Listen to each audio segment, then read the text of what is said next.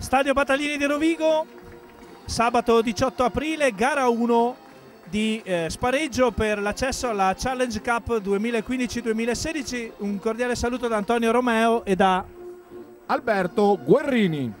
In base a chi ha il favore di vento in questo primo tempo, secondo me potrebbe essere un po' più appannaggio del Rovigo, anche se... E intanto per il Rovigo una possibilità di mettere punti nel tabellino con questo calcio di punizione da circa 52-53 metri di Stefan Basson che centra i pali. Olè! 3-0 per il Rovigo. Sì, noi sappiamo qual è il roster del Rovigo e come dicevamo all'inizio, insomma, ci sono una serie di circostanze che portano Filippo Frati a fare questa scelta. Chi lo vincerà? Contrattacco di Stefan Basson. Farolini evita e trova un buon intervallo per ricevere il sostegno offensivo rossoblu che guadagna un penalty nel gioco a terra. Stiamo a vedere col vento a favore cosa succede. Calcio corto e quindi niente da fare. Vediamo anche l'ennesimo duello tra Bibi Quaglio a sinistra nel pack del Rovigo e Salvatore Costanzo a destra nel pack del Calvisano. Crollo clamoroso proprio di Salvatore Costanzo al quinto minuto per il punteggio di 3-0. Ora siamo al 14° e questo penalty ha una potenza adeguata, anche la mira. Ed ecco il tentativo di Simol, questa volta centra i pali sì, molto bene tra l'altro. L'estremo oggi. Però stanno facendo finalmente un buon possesso, quello di cui parlavamo prima. Ancora in possesso di palla, Violi all'esterno, arriva Violi ancora all'altro, Elia e poi pallone Roccobaro e dentro per Mbanda che va a segnare la meta, la prima meta della giornata. Pallone di lato di pochissimo, arbitro inglese, guardialini irlandesi. Calvisano domina nella mischia ordinata a caccia di una penalità che però ancora non arriva. E attenzione, ora apertura verso l'esterno, ottimo salto del primo centro e poi urca miseria, la palla forse è caduta.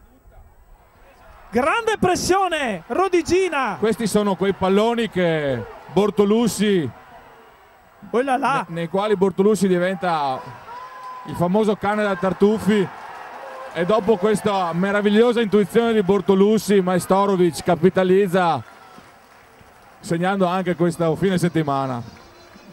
E anche Rovigo è stato disciplinato perché nella mischia ordinata, nonostante abbia subito un carrettino, non ha commesso falli, altrimenti la palla persa dai Calvini avrebbe potuto non essere gestita. Stata. Bravissimo Alberto, è un'ottima nota quella che tu cercare di spostare un po' il pallone, perché lì intorno loro sono molto forti fisicamente e rompono molto bene il gioco del...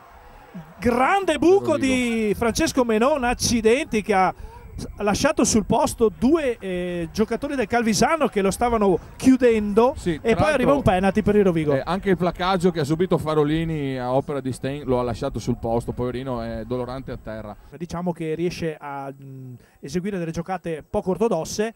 L'arbitro Carli ha visto questo fallo del placcaggio in ritardo e lo ha sanzionato. Rispetto a quello che aveva fatto vedere Buscema nel primo tempo, insomma, tra le mani, e quindi ottima pressione. Prende il tempo a Violi sulla trasmissione, lo imbraga e lo porta indietro, ma il possesso rimane nelle mani di Calvisano.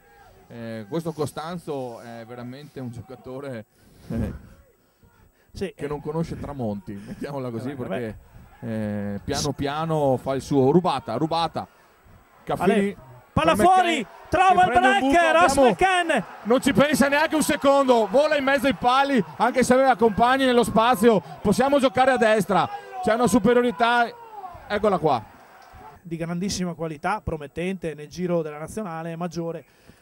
Stein che... Ancora un placcaggio al limite da parte di Bran Stein, ma appena rientrato in campo. Mamma e poi mia. Basson comunque esegue, continua a mettere in difficoltà i giocatori del Calvisano. È che era un calcio molto lungo, per cui per noi diventava difficile portare una pressione veloce. Siamo scritti bene con la linea. Questo è un fuorigioco in gioco aperto con un avanti, potrebbe costare addirittura un cartellino rosso a Stein. un vero peccato, considerevole. Un vero peccato, perché questo era un calcio di punizione per Rovigo, ci poteva essere un bel guadagno territoriale nei confronti del Calvisano, riportandoli pericolosamente a ridosso della loro linea di meta. Si alzano parecchi fischi che nel primo tempo non avevamo sentito, ma non è colpa del Calvisano. Centra i pali Seymour e voilà, pareggio. Mahoney, visto che prima confabulava con Frati dicendogli guarda lasciami lanciare la touche, evidentemente insomma vuole continuare col suo approdo. Una serie di falli, lo stesso. Anche un semplice calcio per far cambiare l'esito del match, naturalmente. Pallone sguscia verso l'esterno, punteggio rimane invariato, 17 22. Pari.